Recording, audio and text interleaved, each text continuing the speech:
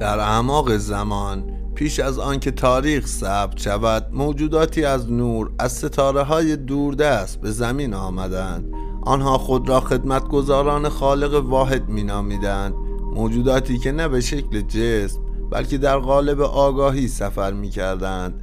در جلسه 12 از رازهایی سخن می‌گوید که ذهن بشر قرنها از آن بیخبر مانده، از منشأ روح، از چرایی حضور ما در این سیاره و از اینکه هر اتفاق، هر رنج و هر شادی بخشی از طرح بزرگ یگانگی است. او میگوید شما نه بدنید نه ذهن، شما همان روحی هستید که جهان را میسازد. در این بخش از قانون یگانگی، سفر آگاهی به مرحله‌ای میرسد که مرز میان انسان و خالق دیگر معنایی ندارد.